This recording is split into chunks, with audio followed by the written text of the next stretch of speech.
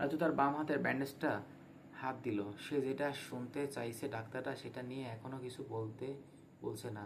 রাজু ব্যান্ডেজটার হাত দেওয়ার পর বয়স্ক ডাক্তার সেটা মনে পড়ল। ড্রয়ার খুলে একটা জিপলক ব্যাগ বের করে বললেন, আর হ্যাঁ, এই যে একটা মিস্টিরিয়াস কবচ, এটা তোমার হাত থেকে সার্জারি করে বের করেছি।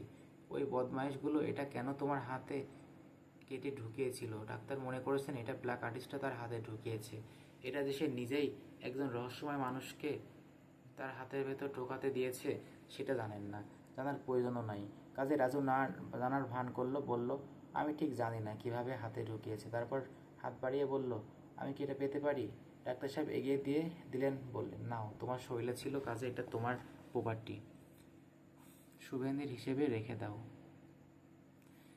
সে নিজে যখন এটাকে তার হাত দিয়ে স্পর্শ করেছিল তখন তার অত্যন্ত বিচিত্র একটা অভিজ্ঞতা হয়েছিল।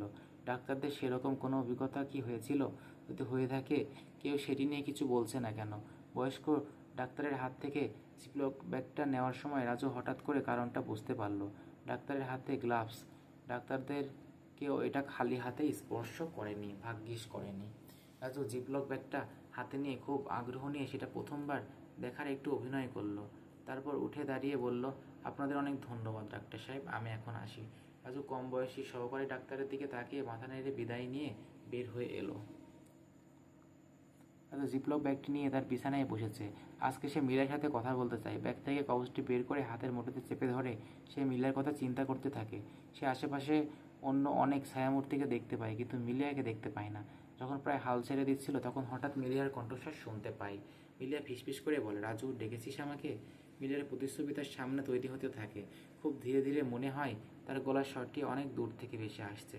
রাজু বলল, হ্যাঁ মিলিয়া, আমি তোর সাথে কথা বলতে চাইছিলাম, তুই কোথায়? মিলিয়া একটা দীর্ঘশ্বাস ফেলে বলল, পৃথিবীর মায়া কাটিয়ে চলে যাচ্ছি রাজু। রাজু একটু হতাশার মতো শব্দ করলো, বলল, চলে যাচ্ছিস? হ্যাঁ রাজু, সবাইকে যেতে হয়।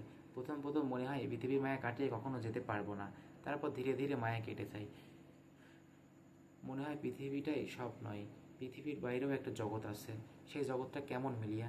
মিলিয়া হাসি মতো শব্দ করে বলল, সেটা তুই এখন কেন জানতে চাইছিস? যখন তুই এখানে আসবি তখন তুই নিজেই সেটা দেখবি, অপেক্ষা কর। রাজু কেমন যেন একটু নিঃশব্দ অনুভব করে বলে, তুই চলে যাবি মিলিয়া? আমি চলে গেছি রাজু। রাজু প্রসঙ্গ পাল্টাল, বলল, তোকে কথা দিয়েছিলাম শাহবাগকে শাস্তি দেব।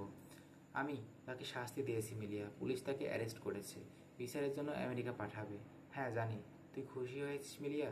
মিলিয়া আবার একটা দীর্ঘশ্বাসের মতো শব্দ করল। তারপর বলল, এখানে সব কিছু অন্যরকম রাজু। এখানে পৃথিবীর কোনো কিছু আর গুরুত্বপূর্ণ না। শাফাকাতে শাস্তি হলো আর না হলো এখন আর আসে যায় না। আমার কাছে এখন শাফাকাতের কোনো গুরুত্ব নেই। মনে হয় তাকে চিনিই না। আশ্চর্য। হ্যাঁ আশ্চর্য।